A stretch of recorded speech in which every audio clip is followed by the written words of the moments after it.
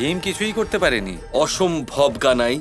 ভীমের শরীরে সহস্র হাতির বল আছে, সহস্র হাতির। সেই ভীম আমার বিশিষ্ট অতিথির কাছে পরাজিত হয়েছিল। যদি এটাই হয়ে থাকে তাহলে আমি কেন এটা জানি না যে ভীমকে ছাড়াও ভীমের থেকেও বেশি শক্তিশালী কোনো ব্যক্তি আছেন এই পৃথিবীতে? আপনাকে কে বলবে? এনাকে বলবেটা কে? ভীম বলবে? কিভাবে? নিজের ঘোর অপমানের বিষয়ে আপনাকেও কিভাবে বলতে পারে? আর আমার ব্যাপারটা হলো, আমাকে কিছুই আলাদা করে বলতেই হয় না, আমি সবকিছু আগে থেকেই জানতে পেরে যাই। তাই আপনারা দুজন যদি জানতে চান, আপনাদের আমি বলতে পারি।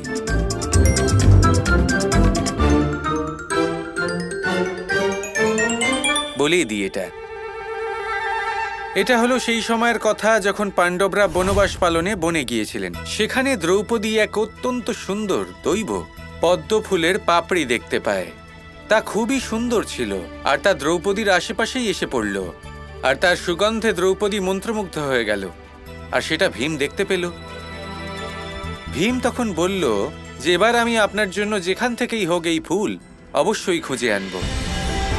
যদিও দ্রৌপদী এই ফুলটা পেতে চাইছিল, কিন্তু ও বলল যে আর্য ভীম, আপনি যখন এই ফুল আনতেই যাচ্ছেন তাহলে নিশ্চিত রূপে সতর্ক থাকবেন, কারণ এরকম দৈব ফুলের কাছে কোনো গণ বা কোনো গন্ধর্ব থাকতেই পারেন, আর তারা সেই ফুলের জন্য আপনার ওপর আক্রমণও করতে পারেন। ভীমের তখন অহংকার ছিল নিজের শক্তির ওপর। ও বলল যে এরকম কিছুই হবে না, ওই ফুল আমি নিয়ে আসব, আর অত্যন্ত সহজেই নিয়ে আসব। আর আমার বিশিষ্ট অতিথির বিষয়ে একটা কথা বলি, অহংকার উনি খুব ভালো করে ধরতে পারেন, খুব ভালো করে বুঝতে পারেন, আর উনি ভীমের এই অহংকারও বুঝে ফেললেন।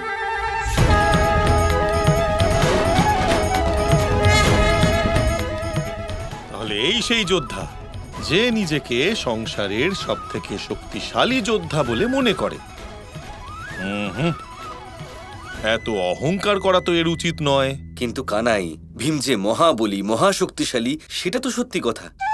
তাহলে নিজের শক্তি নিয়ে গর্ব করা কেন অনুচিত হবে?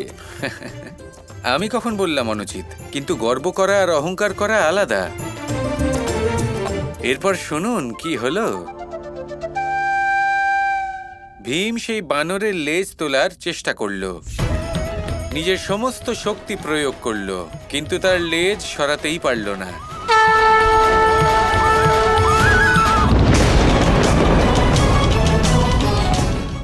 ভীমের কথা বাদ দাও, তুমি নিজেরই অতিথির কথা বলো। এ তোমার কেমন অতিথি কানাই, যার লেজও আছে? তোমার এই অতিথি কোনো বানর নয় তো? হ্যাঁ না, দেখো, যদি বানর হয়েও থাকেন তাতে আমাদের কোনো আপত্তি নেই। কি বলো রাধা? শুধু সেটা বলে দাও। আপত্তি হবার কথাও না, হেসে নিন যত হাসতে চান, কিন্তু এইভাবে সেই মহাপুরুষকে অপমান করা ঠিক নয়। আর তাছাড়া ওনাকে স্বাগত জানাতে যেতে হবে, অনেক কাজ আছে। হ্যাঁ হ্যাঁ, চিন্তা করো না, তোমার অতিথির আতিথ্যে কোনো খামতি থাকবে না। এটাই আমি চাই।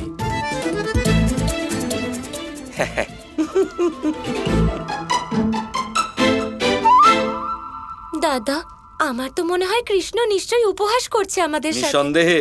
কি জানি কি চলছে কৃষ্ণের মনে। চলুন আমরা আমাদের কাজ শেষ করে ফেলি। হ্যাঁ নিশ্চয়ই, কিন্তু তোমার নিরাশ হবার কোনো প্রয়োজন নেই। যদি কানাইয়ের অতিথি সমস্ত লাড্ডু শেষ করতে না পারেন, তাহলে এসব শেষ করার এই যে কার্যভার, তা আমি নিজের কাঁধে নিয়ে নেব। তাহলে তো খুব ভালো হলো। নিন, বলুন লাড্ডু কেমন হয়েছে। হ্যাঁ হ্যাঁ, অবশ্যই। সেবক,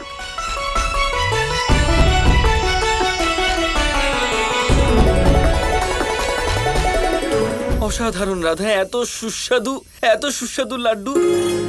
এবার তো এই সবকটা শেষ করতে আমার সত্যি আনন্দ হবে। তাহলে ঠিক আছে, আমি তো এটা ভেবেই বানাচ্ছি যে আমি এই লাড্ডু আপনাকে খাওয়াবো। আচ্ছা, কানাই নিজের এই অতিথির একটু বেশি প্রশংসা করে গেল না? যাই হোক, আসতে দাও ওর অতিথিকে।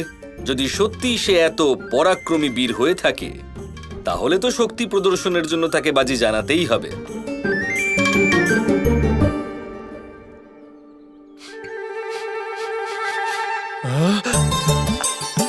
এটা তো সেই খাবারের সুবাস, অত্যন্ত মধুর সুবাস।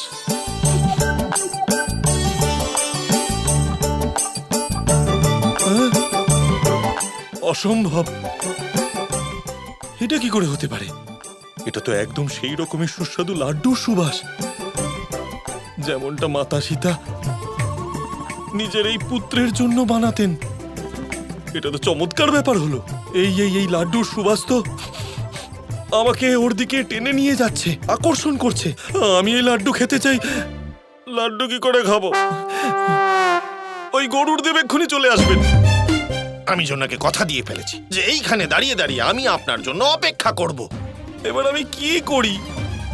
ওখানে ওই লাড্ডু অন্য কেউ খেয়ে যাবে। গরুর দেব তাড়াতাড়ি আসুন না, আরে লাড্ডু অন্য কেউ খেয়ে যাবে। আমার খুব খিদে পেয়েছে।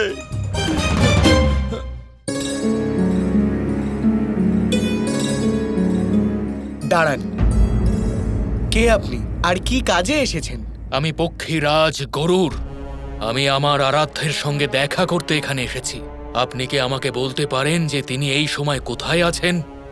আজ দ্বারকাতে খুব বড় একটা ভোজের আয়োজন করা হয়েছে, তাই বাবা হয়তো ওখানেই ব্যস্ত আছেন।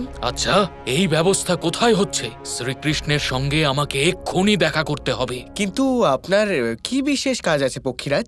আর আপনাকে দেখে চিন্তিত মনে হচ্ছে। একজন বানর এই দ্বারকা নগরীতে এসেছে। বানর বলছে যে ওর প্রভু আমার প্রভুর থেকে শক্তিশালী। বানর? হ্যাঁ হ্যাঁ, ওকে পরাজিত করতেই হবে আমাকে, আর সেই জন্য শ্রীকৃষ্ণের আশীর্বাদ আমার দরকার। হ্যাঁ, তাহলে হতে পারে যে বাবা এখন নিজের কক্ষে আছেন। ওই দিকে ওনার কক্ষ।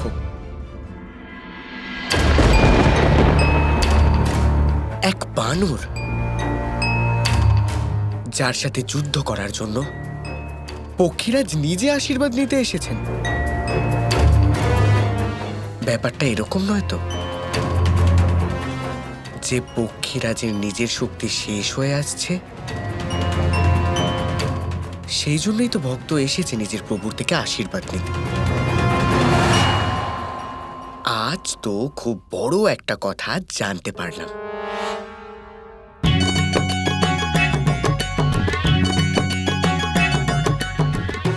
নগরী তো মায়াবী বলে মনে হচ্ছে।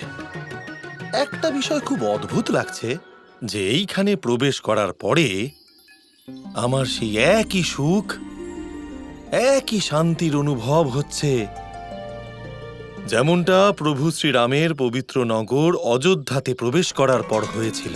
আর এখানকার সৌন্দর্য তো অত্যন্ত মনোহর বোধ হচ্ছে। প্রশংসা করতেই হয় এই শ্রীকৃষ্ণের। উনি হয়তো মায়াবী হতে পারেন, তাতে কি? নগরটাকে খুব সুন্দর বানিয়েছেন।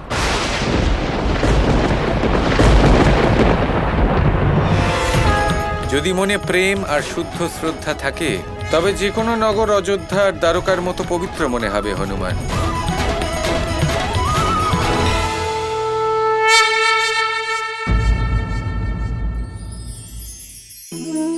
জীবনে ক্ষমা চাওয়া তাও কিছুটা সহজ, ক্ষমা করতে পারা অত্যন্ত কঠিন। ক্ষমা 2 অক্ষরের এই শব্দ হতে পারে, কিন্তু অত্যন্ত বড় এই শব্দ, অত্যন্ত গুরুত্বপূর্ণ এই শব্দ। কখনো কখনো অন্য কাউকে ক্ষমা করে দেওয়া তাও কিছুটা সহজ কাজ, কিন্তু নিজেকে ক্ষমা করতে পারা অত্যন্ত কঠিন হয়ে দাঁড়ায়।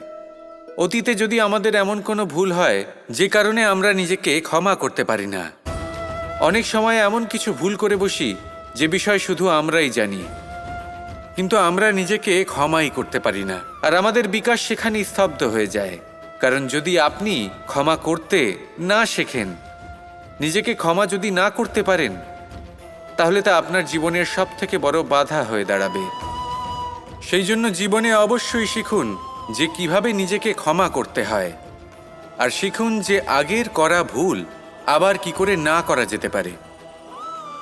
এই মন হালকা হবে আর প্রসন্ন হয়ে বলবে, রাধা রাধা।